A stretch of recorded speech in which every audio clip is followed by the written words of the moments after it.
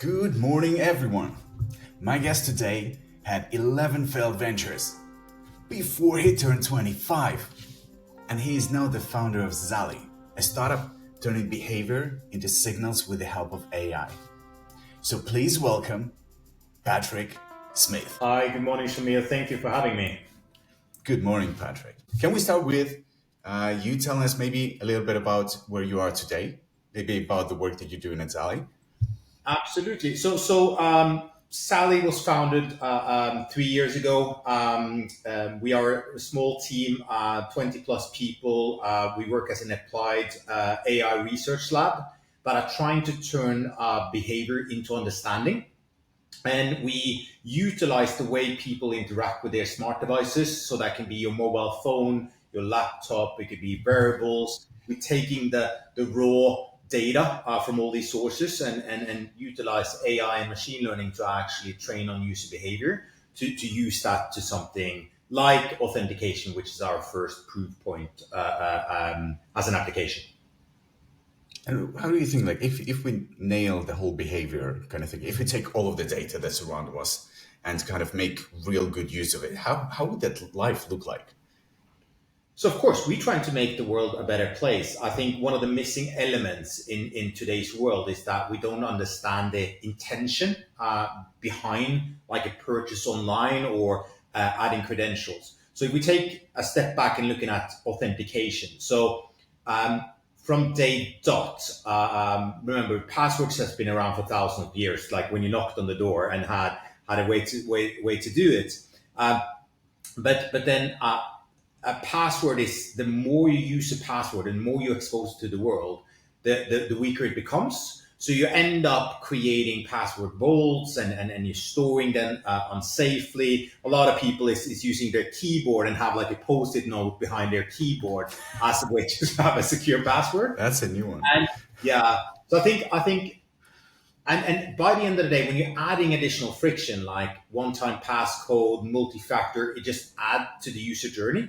So I think what we're trying to do is to give power back to humans, utilize the way we interact with our smart devices to actually become more secure online. Because behavior is like a DNA.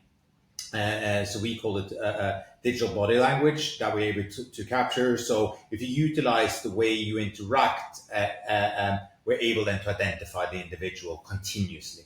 So it's not just a point in time, it's continuous authentication. So if we look at that, you are then able to prove somebody who is behind the device. And as a result, we will hopefully then reduce fraud massively and secure and protect users in the digital world. Oh, so that kind of like sounds to me like the digital fingerprint. But look, really, if somebody's gonna be looking at the data, they're gonna be trying to find your fingerprints. Yeah, so in the technical world, the fingerprint is typically includes like device ID and some movement and physical biometrics like your face ID or your fingerprint. We like to look at this as our set ID. So this is your identity online, which is being created. So it can verify you and authenticate you continuously. But it could also then be used as a point in time exercise when you need to do step ups and actually validate is it Shamil or not.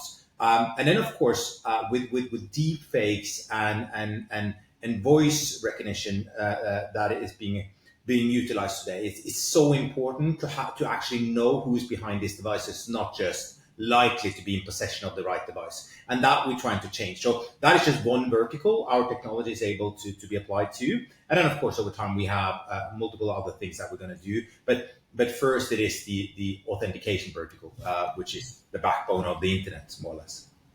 And what was the ideation process like? So how I came about the idea. Yeah, So you were back I in think UK, right? At that one time, more time. You you were said back in Manchester at that time. no. Yeah, I was in No, London. So London. so if I take you through my journey after I came to London and then I had left a company, I set up a one man band agency helping and solving problems for a few clients, and this was like a year prior to COVID.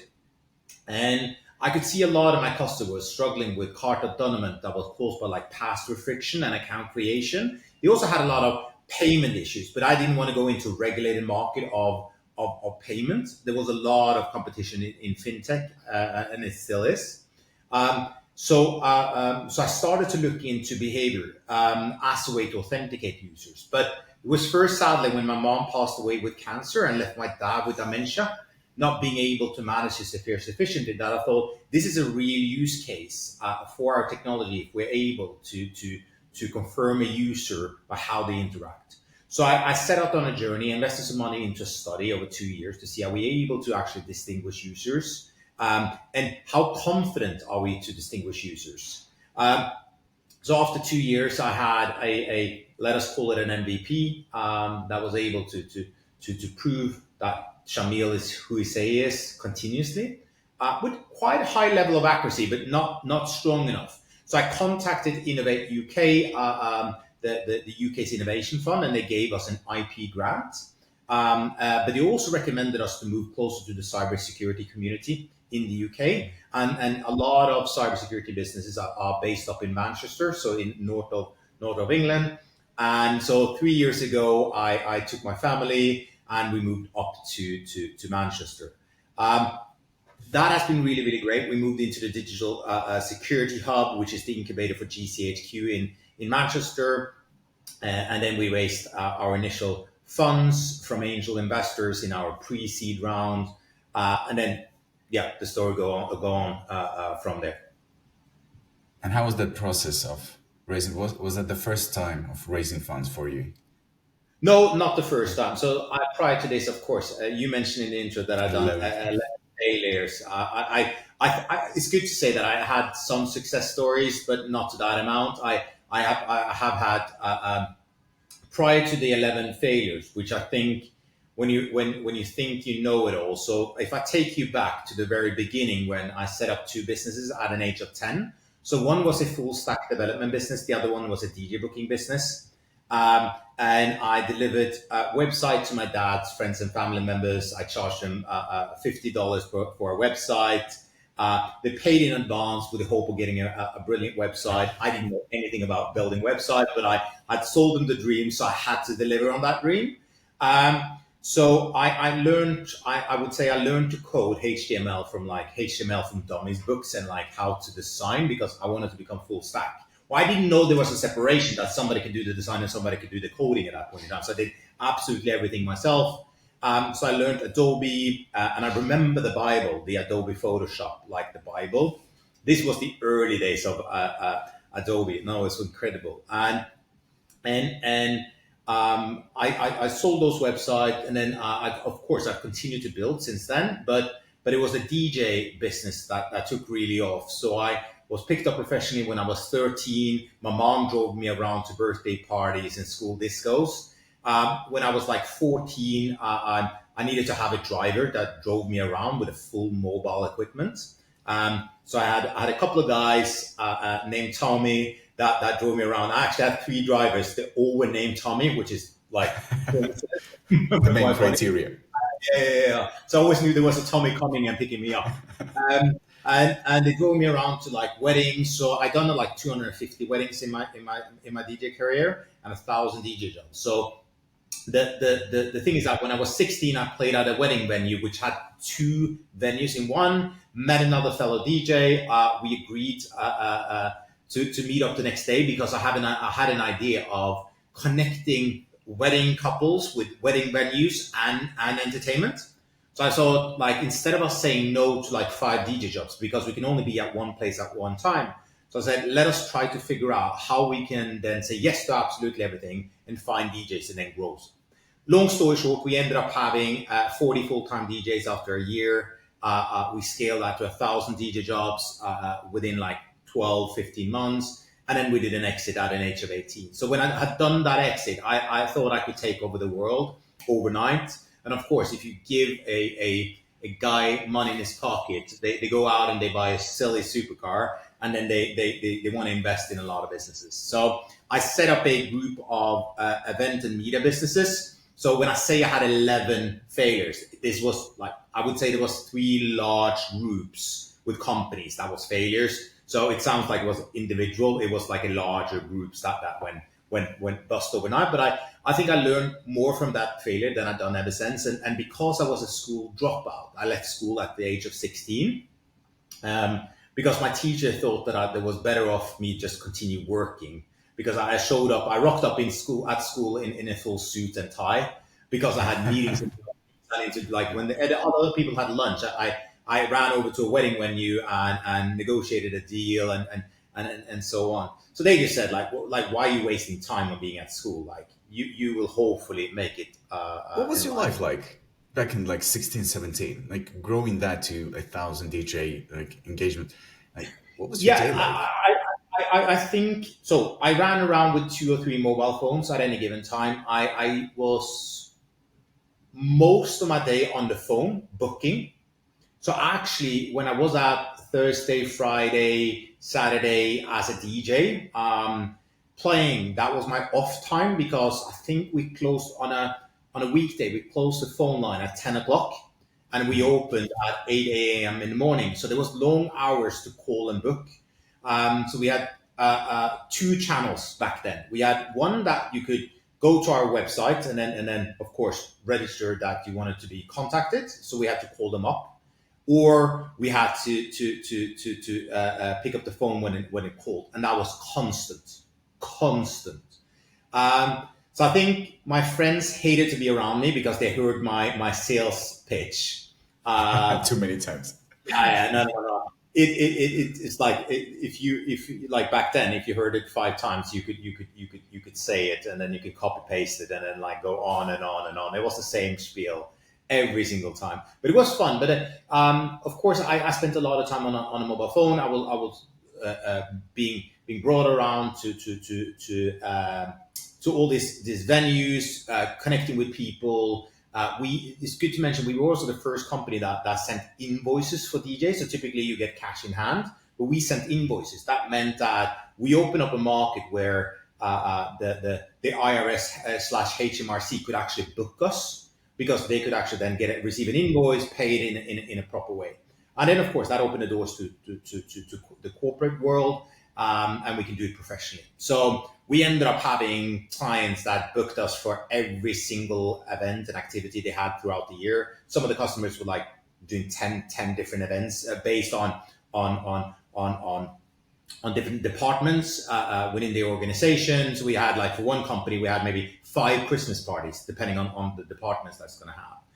And then 1 leadership event and like things like that. So no, it was great. But I think also, having high income, it meant that we were having great revenue in the business. So we were able to acquire a lot of equipment, and then we started to rent out the equipment to the DJs. So we could also source great DJs that had talent for music, but they maybe couldn't find let us say, $3,000 to $5,000 dollars or pounds to do that initial buy of equipment.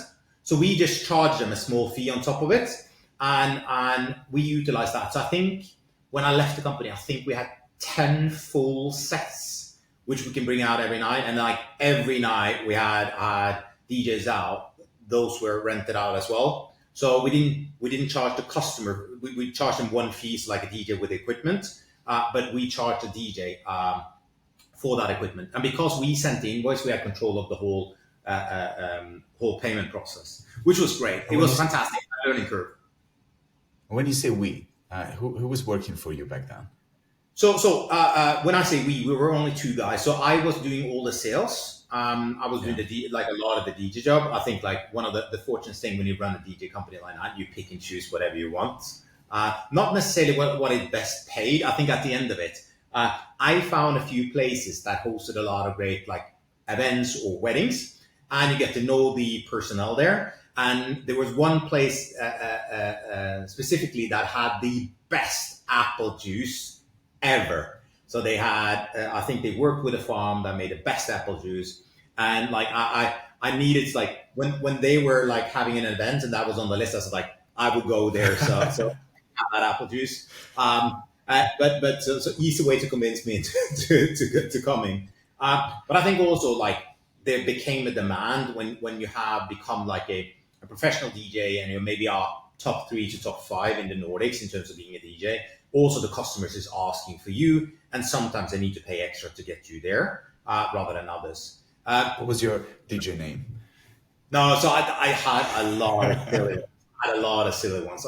I think I would have chosen a better name, but I called myself Hermano from like brother in Spanish. I was DJ Salsa Tech a period, and by the end of it, I was just like DJ Patrick. So much easier, and the customer would remember me as Patrick. But I think it was a fascinating journey because I learned a lot from young age, meeting people, going alone. Like, of course, the drivers, the Tommies of this world, they drove me to the event. So I was dropped off. I needed to introduce myself. I needed to be suited and booted properly. I needed to speak with the customer. Of course, like if you have a wedding and you spend a fortune on the wedding, like if we think about it, a small cost is to have a DJ at the end of the night, but it's a large proportion of the night. So let us say you have a 3-4 course dinner. They have all the speeches, and then at the end of the night, you finalize that with a wedding dance, which turns into full-time party, and you want that to be the greatest time of your life, and that might be lasting like 3 or 4 hours. Yeah, into the night. And so if you think about it, it's a large proportion, especially if you start at a day in the middle of the day, and then you go into the venue that you're going to have your dinner, and then this is like, so it's important that it works out. So you need to communicate with the wedding couple. They are excited. They want this to work.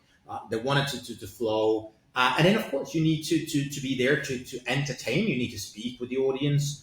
You need to speak on the microphone. So I learned that in standing in front of people, communicate. And I think a lot of these things took me to where I am today. But of course, then since then going out and then having all these failures, that I learned from that whole process how to deal with it. And I think also how to manage risks over time. Like, what was going on in your head as a kid? You know, growing up, how does one make a decision in his mind? Like, oh, I'm gonna be pursuing entrepreneurship at somewhere around the age of 10. Was it someone's influence? Did you see like Richard Branson and you're like, oh, I'm gonna be like that guy? Or what was the driving force behind this? Was it just like, I need to make shit tons of money? No. I don't think money has ever been the incentive. I think I actually have reflected on this lately more than I ever had, because I'm sitting alone in San Francisco. So we work on a lot of processes and how can you improve myself? Like, how can I become better at what I do? So I think like I always wanted to be liked. I was a big guy. I was very overweight when I was younger. I think like being center of attention and being in control of something has always like been like front and center. I think a lot of Norwegians are known as born with skis on their legs. They are really good at cross-country skiing, downhill, all that. I think I was born an entrepreneur, but also having parents that supported this. So I think when you are 10 years old and they support you, and I remember my dad bought me my first speakers when he saw that I had rented speakers over time and I started to build money. And I tried to save up, and he added the extra money that I needed to get some proper speakers to play for like a couple hundred people. And of course, that was a massive help. And I think like when you're seeing that support, the only thing you can do is to try to work hard. And I think I have never been afraid of working hard. I don't understand the concept of not working. I think that comes from some of the letters that I have. Where I channel the letters into doing something that is productive. That, of course, has maybe take a lot of risk a lot of the time, that hasn't been calculated. Over the years now, I got a lot of good advisors and support to actually channelize that energy into the right places. But I think back then, if we look back, I think I wanted to be center of attention. I wanted to be liked. I wanted to be best at what I did. And I think that has always been the case. I think that's the reason why I have not seen any risk in anything that I've done. I've just been focused on, I want to be the best, no matter what. And I'm a jack of all trades, so I'm not an expert in anything. But interesting, I've been doing so many things since the age of 10 that I don't think we have enough time to talk about all these things. But I'm just a product of everything that I've done. But I think that the having no fear, taking a lot of risk, having the support by my parents, and having some letters and wanting to be liked, I think was like created this. And then I come from a family also of entrepreneurs. My dad had a business, set up his business by himself, was a consultant for 20 odd years at the end of his career. So I think like seeing that is possible. Like seeing you can have your own office, you don't need to have a large workforce, and seeing that early days. So my dad was alone; he set up his business alone, and we're doing incredibly well. And seeing that, I think it helps you on the journey. So you think that was like a role model for you, like establishing Insight when you were a kid, looking at your dad working alone?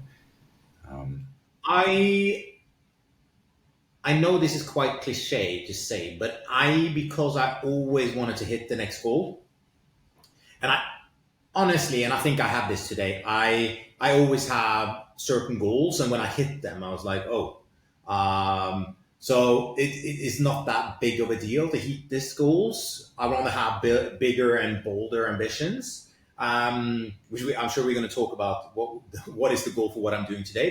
But I think having that personally, like having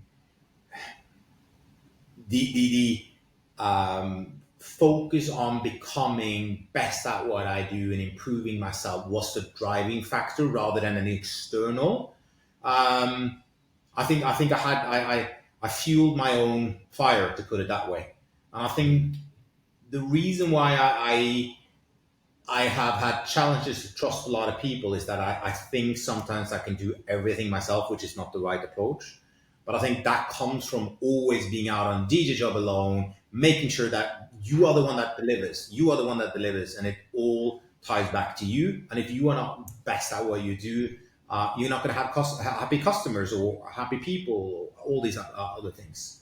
So yeah. So I think as much as I saw my surroundings, but then of course when you start making money and you become the coolest kid at school because you always have the newest mobile phone, you always have this, you always have that. I think also that fueled the fire of, okay, I can just continue doing what I'm doing. I can just do more of it and bigger and bigger and bigger.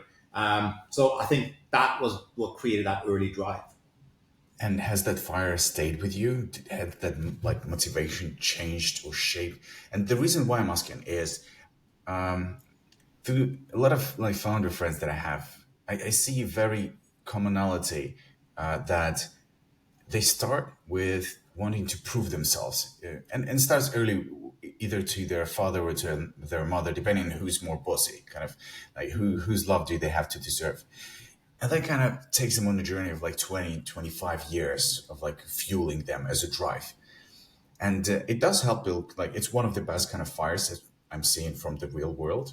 But then after the day comes when they sell and they have a lot of money and they have to kind of go through, 10 years of trying to redefine their own motivation to kind of what is the other type of fire. Have you ever struggled with like, what is my motivation? Why am I doing this? Or were you always had on certain? I can say today for what I do, I'm obsessed. So I'm obsessed with building.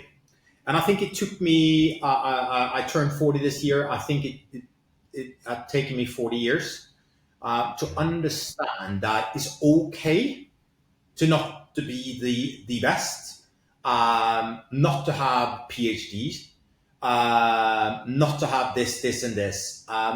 You're brought up in a certain way. You have character, and you have a few things that are your superpowers. How can you utilize those superpowers to achieve what you set out to do? Once you identify them, and you need to spend time on that, because I think one thing that I'm fine with now is actually having my superpowers as my superpowers, and utilize that and nothing else.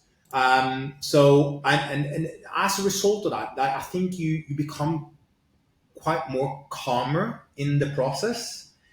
But I think a lot of people don't have the time to reflect. I think being alone in San Francisco, or worked as a solo founder, You have time to reflect on this. It's like, how can I utilize myself? And of course, I spent a lot of I would say the last 12, 24 months on this journey. It's also been helpful that I've been part of accelerator programs where they've asked you the question and you think you laugh about it. But then you have conversations with other people and then you go away and you actually start reflecting. And I think having that reflection time is so important for founders to understand they are good enough. Because I think one of the things that we struggle with as founders is the imposter syndrome. And without mentioning any names, I'm surrounded by incredible people that have done multiple exits, that are like billionaires, and they still don't think they're good enough, which is fascinating. I'm okay with not I don't need a medal. What I need to do is I need to become the best myself.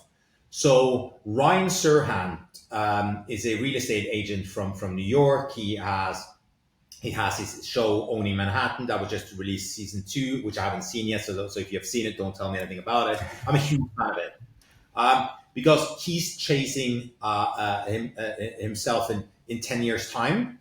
And what he does every year, he writes in his book a note that he marks in his calendar a year ahead with things that he wants to accomplish and achieve. And then he goes back a year later, and he looks at them as have I actually achieved this? And he just wants to become the best person, and he's always chasing himself 10 years down the road. And it's so interesting. I even saw Mr. Beast, Jimmy. I was talking at a conference last week, and he talked about that he has. 10 years ago, he created YouTube videos, which is scheduled to go live. Have you seen this? Where they schedule? Yeah, I've seen those. 10 years, 15 years, 20 years. And he sat there and he talked about, in 10 years' time, I want to hit a million subscribers. And by the way, I think a couple of weeks ago, he hit 1 billion across all channels, which is just insane. But I think having a mindset where you set yourself goals and being driven by that. So I think it's having that time to reflect, I think, is important. Will I ever stop? My wife has said, after we've done the exit of the venture that I'm doing now, she said it's okay that I take 48 hours. But by the way, she doesn't want me around for 3 weeks. She says after 3 weeks, you need to be out of the house anyway, because I can't sit still. So the worst thing that I can ever do is to go on a beach. It makes absolute, number one, I hate sand in my shoes. And secondly, there's nothing productive with that. But then you can ask the questions how do you actually switch off? But I do something very different. I do something that a lot of people do, but I find ways to switch off. And a lot of people don't know, but you are pretty hardcore if we talk about your daily routines, in terms of how vigilant you are about maintaining some sort of habits. I'm not going to say discipline, I'm going to say really good habits around your day. And you've told me that early in your life you were quite fat as a kid, and obviously that kind of self-confidence and everything drove you to have a certain disciplines, how do I want to look like, and am I ready to commit to that? Could you tell us about that? Because I know a lot of founders are basically well, I want this kind of life, and in order to do that, I know I need to spend 5 hours every day doing this and this every day. But only very, very few actually get to go and do what they plan to do. Can you tell us about your process? Yeah. I think it needs to start with why. Why do I do what I do? And then I will explain what I do. So number one, I had my mom and my dad. My mom passed away very early from cancer, sadly, and she was struggling with that for 9 years with different type of cancer. Sorry. My dad had the last 3 years of his life dementia and Parkinson, and that can be caused by a multitude of things. So that is one aspect that I don't want to die young. So that is one part. And then the second and most important above anything else, I have three girls, like two girls, and then my wife, and then we have a dog, which is my best friend, by the way. But I want to be around for my girls and my wife, and I think in this period now, I build so much alone and being away from my girls that I think my wife deserves me to be around later in life. Because the thing is that I think the first 18 years of any children's life, that's the most you're going to spend with them anyway. Yeah. So I need to be actually being somewhat present now, but also being able to be there for my wife later on, which I know is just postponing, and that might never happen, but that's my ambition. That is my goal. So that is my why. And then the third thing that is extremely important is that as a founder, you have ups and downs. And I don't know if you heard the saying. My mom always says, like, don't wait until the storm passes. Learn how to dance in the rain. And the thing is that you will be punched in the face 100 times a day. You can start the day brilliantly, and then three people are sending you an email. It's just like, I've been recruited to another job. Yeah. And then suddenly you're getting an invoice you didn't expect of something, and then an investor were promising to pay you, and it never happened. Like all these shits that we deal with every day. And then you have all the positive things. I hate the word balance. How do you find harmony? And the only way to find harmony in that is actually putting yourself first, treating yourself as an athlete. So to talk a bit about what you call about habits and not discipline, is that I wake up 3:45 or 3:55, and the reason why I wake up 3:55 is that my coffee is ready, so I can start at 4 o'clock. Now in San Francisco, I wake up earlier and earlier and earlier, so I'm like 3:30, 3:45 is typically when I start. I spend then an hour responding to emails, because the work hours back in the UK or in Europe they are 8 hours ahead of me. So of course I have a backlog of emails. I make sure that I prioritize and make sure that I can reply to as many as I can. And then between 5 and 6 a.m., I put my phone in the locker at the gym, train with my trainer Travis. We spend a full hour just focused 5 days a week. And then I go back home. I having my breakfast. I know this is going to sound silly, but here you can see my breakfast is 6 eggs, 150 grams of prawns. For lunch, 6 eggs, 300 grams of protein in some shape and form. And then I have steak for dinner. So I try to be on a carnivore diet. I don't drink alcohol. I drink water, coffee, tea, and having electrolytes. Like all these type of things create just like I remove all brain fog. Because one of the things that I saw really early is that I have one shot at making this as big as possible. So if I don't treat myself well, how can I perform as good as I should? So I think this is one of the things that founders are missing. In the whole picture, is that enjoy the journey. Like, and when I say enjoy, that doesn't mean like we don't need to go out and get pissed after work and getting a beer to survive. I was like, enjoy, live it. And that's the reason why this is not for everyone. You know this as well. Like you can wake up and your wife can say to you, Shamil, like, why are you looking so worried? And you can't tell the whole story, and then like she doesn't have the context and things like that, or you can decide to do it, but you just need to deal with it. And this is the thing that we as founders, but the more you take care of yourself, the better is it to deal with. A lot of my team members are always like, why are you so calm? I always say when things comes around, it gives you the opportunity to pivot, think differently. I think all shit, sorry to use the word, but all shit comes in three. And then at the end of it, when three bad things has happened, I just say out loud, actually, and I always call my wife to say it, is that all you had to bring this time? And it comes in circles or in cycles. So I know it's coming. Like of course. So that's the reason why I need to prepare. And for every time I become stronger and stronger. But this is how we get tested, and then you become better and better. And you need to go through a period that are tough to actually think new. That's the reason why you can't just say like I'm going to be creative and then switch on and be creative. You need to go out, go for a walk. I needed to fix something yesterday. So after a meeting, I blocked out an hour to walk from that meeting across San Francisco. It was like 12, 14,000 steps, so not far, but walked for that hour and then made me like actually properly think. And then I thought about it, solved it, sent it to the board this morning, approved. So it's how you deal with things, I think, is the most important. And that's the reason why I'm treating my body like an athlete. And I hear a lot of people, when they say, sorry, like I don't have time to go to the gym because I need to be, present doing something for the business. And then at the same time, I look back and I'm like, where do the best ideas come from? Like I myself, I can spend like 30, 40 minutes in the shower, just standing there and just thinking through a lot of different things.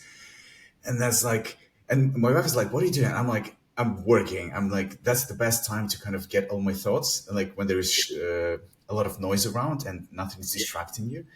And at the same time, going to the gym, like listening to the podcast or just taking the time to walk and think, like the quality of the decisions you make when you come back, they cannot even compare that, if you just like dive in straight away. So how do you switch off? Switching off, I always have to look for different things to try. Like sometimes just having a walk somewhere. Sometimes it's just a podcast and I listen to like founders talk about consciousness and all other things. It's like it gets my mind thinking in other directions, which I'm also interested in. And that kind of is one of the best ways to switch off from the main work. And obviously going to the gym, doing something physical, making sure that like you're focusing on movements. It kind of gives you less bandwidth to think about work. And sometimes like when there is a lot of stress, anxiety, you're like, okay, I need to go and get some stress relief. What about you? No, but I want to. So you said something about when you are in the shower and you get focused. Yeah. Do you see that if you are like at a conference with a lot of people? Do you get more focused? Like, do you block out the noise around you? What's going through your head when like there's a lot of noise around you?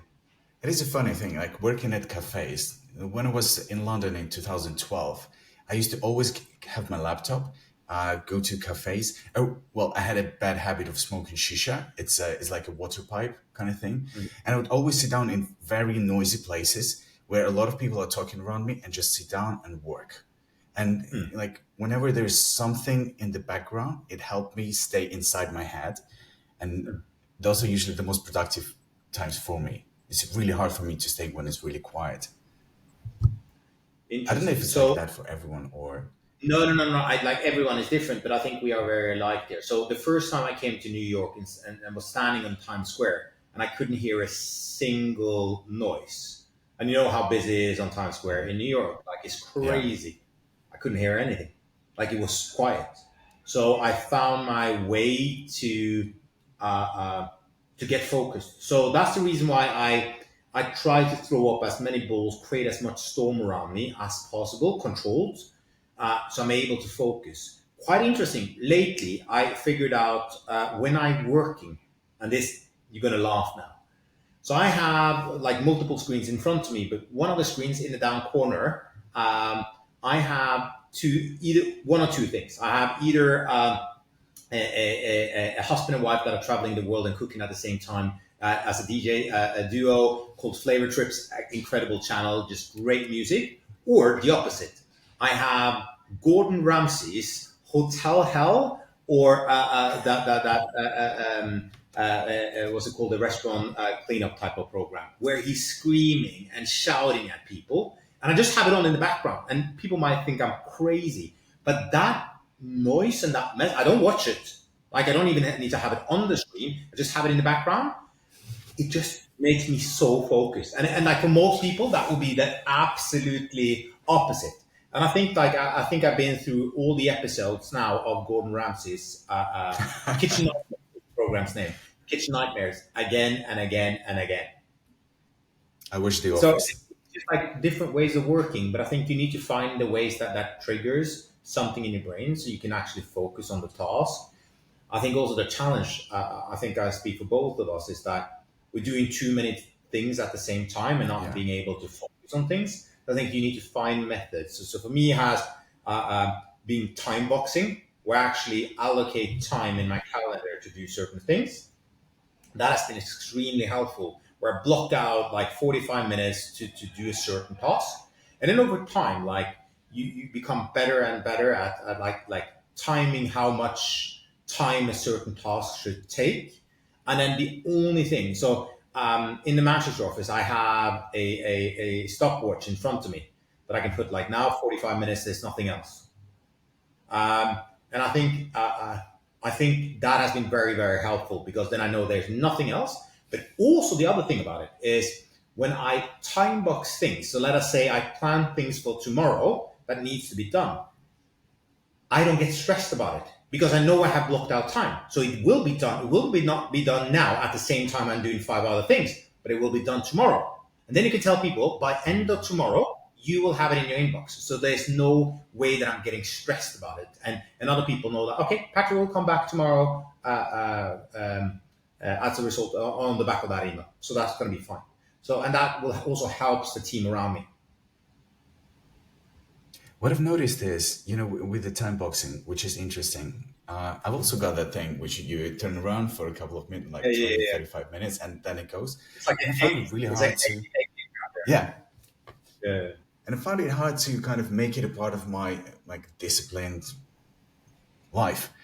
Um, and the thing is, after about 5 days, I've noticed that I'm not using it anymore. It's just like you drop that once, you forget about it twice, and that's it. It disappears. And there's another thing which I talk to a lot of founders about is self-confidence. And self-confidence is basically how much do you trust yourself to do the right thing when is needed. So it's basically how much trust you have in front of yourself for yourself. And the more of those things you kind of try and fail to do, which are going to be good for you, the weaker it kind of the muscle becomes, which allows you to have confidence to move forward and implement those things. Like waking up at 3:30 a.m. is hard. Going to the gym every day at 5 is hard. Has it always been like your comfort zone, or have you kind of went through a period where you had to get that internalized into you to build up that self confidence and energy levels to kind of sustain that habit?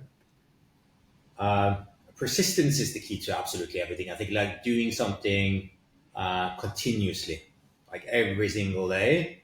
It is hard to start with, but if that's what it takes to achieve what we set out to do, that's what I want to do. Like it's not hard to wake up 3:30 in the morning. What is hard to stay awake up in the night after you wake up that early. It's just about when you start. Remember, I can't complain. Like waking up is easy. Like there are people that are struggling. We don't need to dig deep into that. But the thing is, I'm fortunate. I can do what I like. Do what I love to do. Like it says here on the coffee mug. We work here in San Francisco. Do what you love. I'm able to do that every minute of the day. Like to wake up is just to have the alarm on, and then you need to get yourself out of bed. I always tell myself I stopped doing that, but like back in the day, I always told myself. So I don't like lazy people. So I always said like lazy people they snooze. And when I said that to myself, I needed to jump out of bed. There's no chance. My wife thinks I'm bloody crazy to wake up this early every single day. Uh, but you need to be crazy to achieve crazy things, right? So, but let me make that clear again. There's like it's not hard to wake up early. You just need to make a decision. I love, by the way, there's two things that I love: standing in the shower and sleep long. Uh, but I can't. If I'm going to make, we all have 24 hours a day. But then again, I don't recommend anybody sleep as little as I do. I go quickly into deep sleep, and as a result of that, I can get like 4 to 5 hours, and I can work on that for a long period of time. Not everybody is able to do that. A lot of people needs 8 hours. Somebody needs 9. Somebody needs 6. Like it all individually. But I think let's be clear here. Like waking up is the easy part of what we do. It's what we do when we are awake. That is the hard part, and then we need to utilize that and having fun whilst doing it. And if not, I need to find something else to do. And honestly, nobody would hire me. I'm too crazy. I need to do this to be able to do what I do. And when you're that ambitious, that hardcore, I can bet that it's usually hard to find people just like that on the same kind of wavelength to share that journey with. Do you ever, like, as a solo founder, because you see all of those like other San Francisco companies, and most of them have at least 2 3 founding teams. They're sitting down in the rooms with like 5 people as a founding Yeah. team and working. As a solo founder, does it ever get lonely? And like, how do you manage the loneliness? So number one, everybody knows as a founder, you know this as well, Shamil. Like there, you never get a thank you.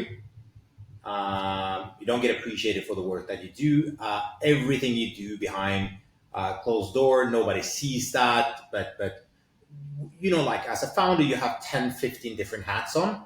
One second you're sitting in a sales meeting, to the next one you're doing running payroll, and then you have to be in legal conversation about something. So and that can happen within 45 minutes, by the way. So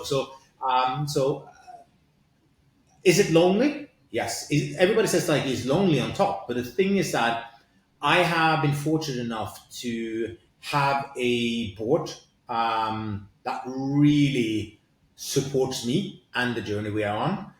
And I think you need to find somebody that supports you, which is not your mom or your dad or your brother or your sister or your girlfriend. It needs to go beyond that.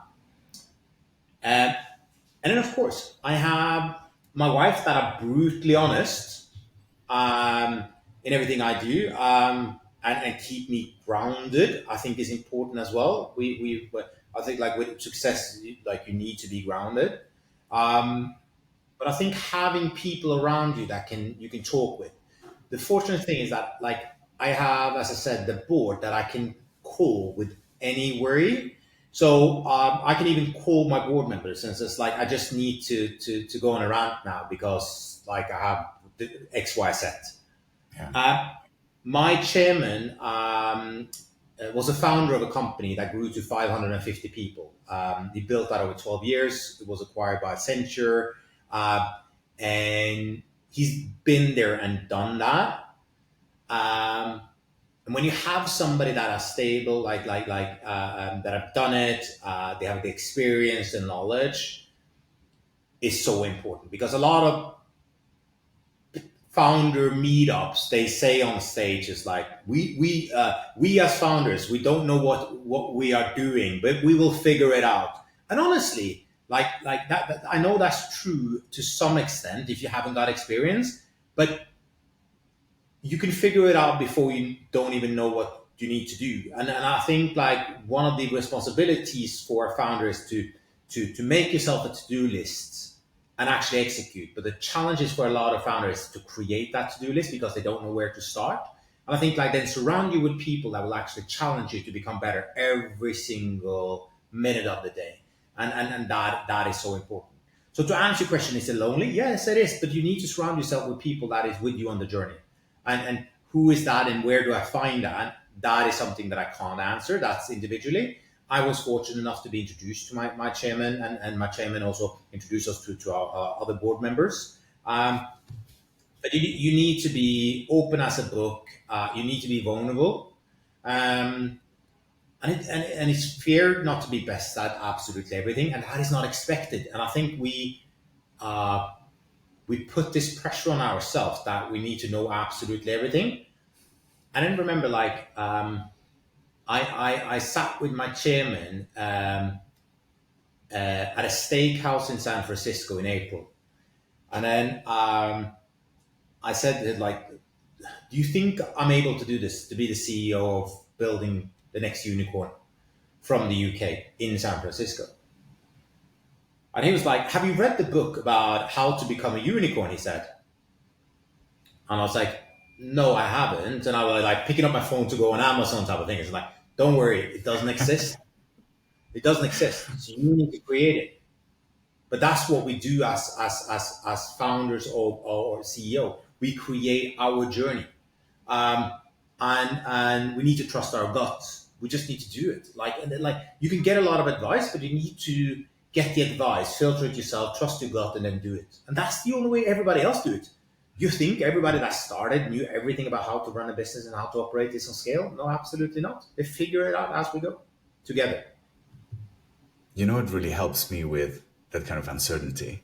I was talking to a friend of mine who also runs an IT consultancy, around 200 people, so always a lot of stress. And at one point we started talking. He's like, "I'm started stoicism. Like I'm learning, I'm studying it. I'm trying to live my life as a stoic now."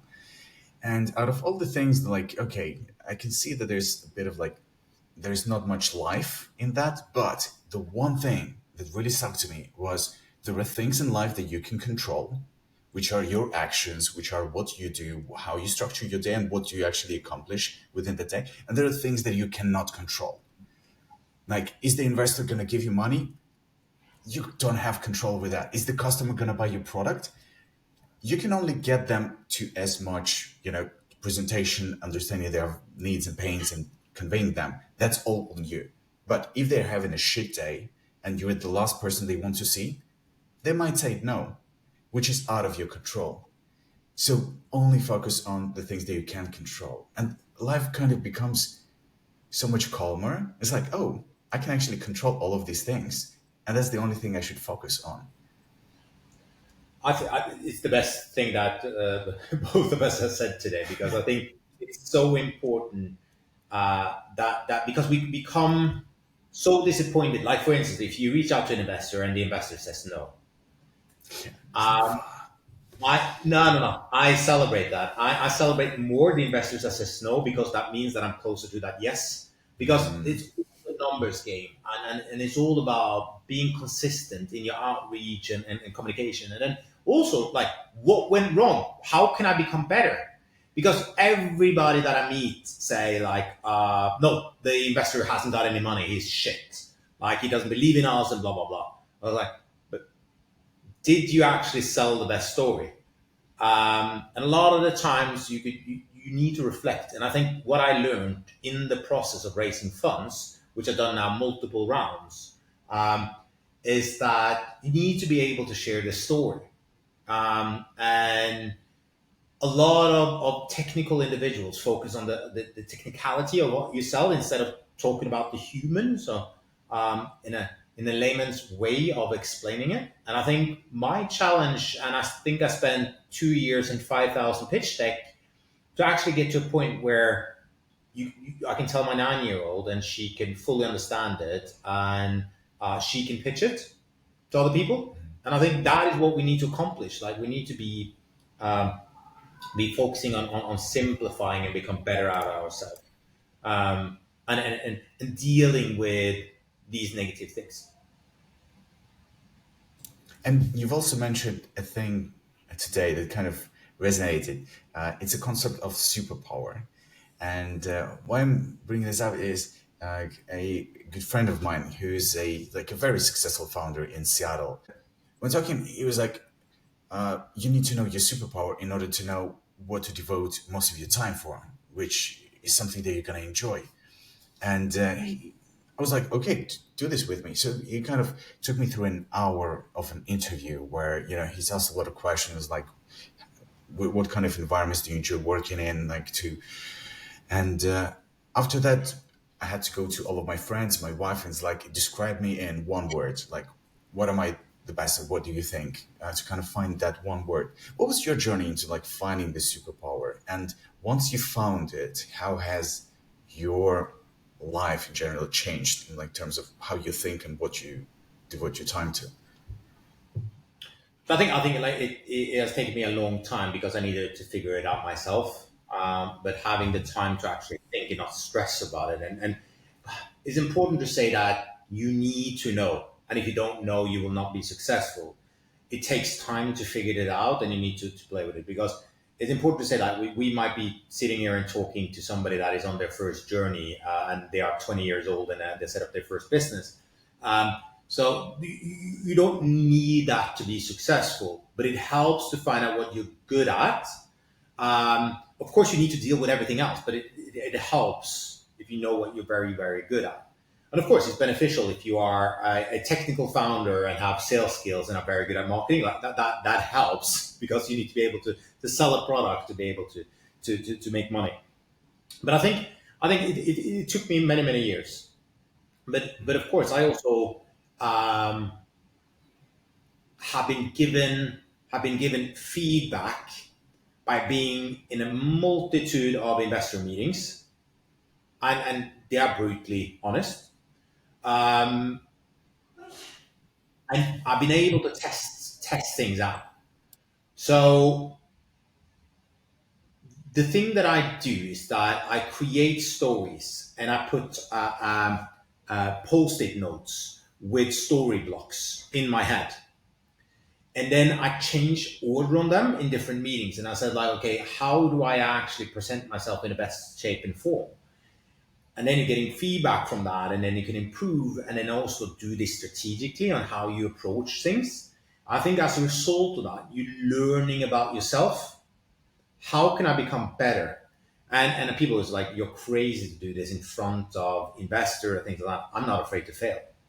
It's like if somebody says no, like it honestly, it's not my loss. It's their loss. So I can send them an orchard and say, sorry for your loss afterwards.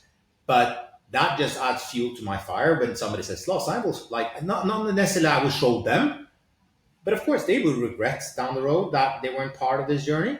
So I rather focus my time and my effort on myself, and how can I improve for future conversations. So I think being able to test this out live, because you can practice a lot in your bedroom as a DJ, but to stand there on the stage when there are like smoke, there are lasers, there are people shouting, there's somebody else like, can you play the new song from Drake, like in the air when you're in the middle of a mix, and there's somebody spilling almost a drink over your DJ set, like all of these things you need to be able to make sure that you are able to cope with.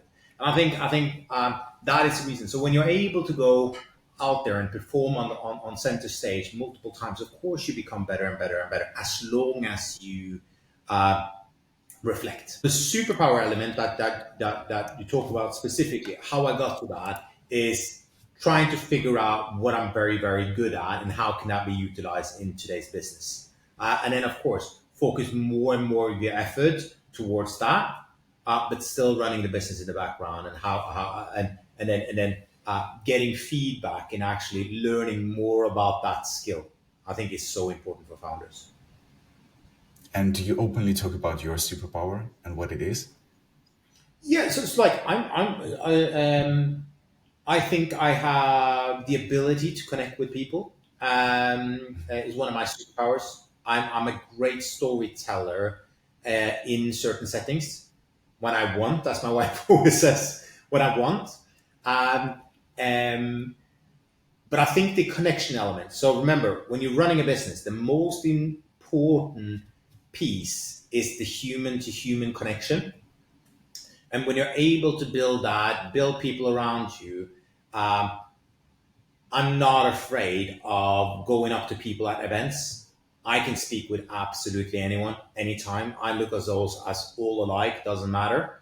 I think as a result of that, I built some strong relationships over the years, and that has been extremely helpful. I'm so jealous in a good way. Like I've always Yeah, had yeah, a yeah. problem like talking to people at events and all like that. Um, and I'm pretty sure there is a lot that I can learn from you. And what I wanted to ask is, what is your relationship to fear? Because a lot of times with like meeting somebody at the networking event, you kind of, you have that initial fear. It's like, oh, what is that person gonna think? Like, are they gonna like? Why? And what I found, what worked for myself is whenever I feel fear, I almost have an internalized, I have to do this now. Like if I felt the fear, it's like if I walk away, that's just gonna like destroy me bit by bit. So I'm just like, I felt fearful, I have to do it. Make that call, get to know that person, like making the first podcast. What is your relationship with peer been like? I've stopped fearing anything. The thing is that you're wasting so much time, and it's just in your head. And honestly, like if I care about what everybody thinks around me, like I've stopped caring on being liked. I want to be kind. That's one thing, but don't take my kindness as a weakness in any shape and form. Because I am very extremely kind, and I'm sure my closest friends will know that about me. That I'm trying to be as kind as I can, and my staff and all of that. But I think like when we talk about specifically the event scenario, so when there is a meetup and you go into that room, like do you go into an event with a plan? I don't think so. So typically, number one, as a founder, if you go into an event, it takes time away from you. What do you want to accomplish by going to that event? That is number one you need to answer. Does it add value to your life?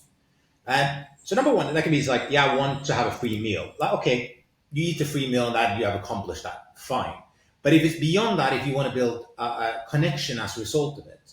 So I go to an event, I then have 3 to 5 people that I want to connect with at that event that I know that is also going. I can go to an event, spend 45 minutes at an event, and the event is 5 hours. I leave after 45 when I've accomplished that. So the thing is that when you set yourself that target, there's nothing that stops me from achieving that goal. And if you look at it that way, it's like I have this list, my to-do list, and I have to go up to the person. And remember, that person is as afraid of starting a conversation. So you're actually helping the individual out. Yeah. Here in San Francisco, it's very different because you come to an event and the first person, like if they're a host, they come to you and meet you at your door. I was like, how's your day been? So immediately you have somebody that will pull you in. So they organize, can I introduce you to somebody? Which is very, very different because people are so open about their community. So I'm always a couple of things. I do that, and when I go with a team, this is other secret that we do. So when we go with a team and they know I have 5 people that I need to meet, you can only spend in like an hour. You can only spend a certain amount of time with each individual. So I'm typically call somebody over and says like, let me introduce you to my team member, and they pick up the following, and then we move from in the room and we do networking in that way. So we help each other out, and we created this flow that we work the room. And having the fear of somebody wouldn't like you, like say to yourself, is that person doesn't like me, like does my wife still like me? Like does it make any difference in your life? Like of course, if you're trying to achieve an investment, that's the only opportunity, and it says like I don't like you, like of course that is something you should fear in some way, shape, and form, because that's the end of that road. But beyond that, like why? Like why do we need to fear interacting with other human beings? And I think I find that so strange. So I always like what I hate hearing from people is when people have sent me a message on LinkedIn.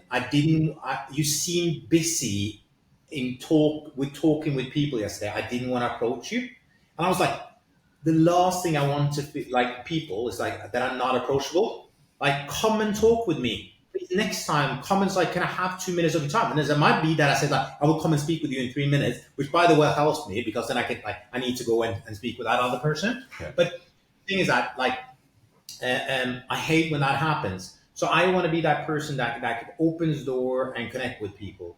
And remember, like by the end of the day, we are all human beings that wants to achieve the same thing.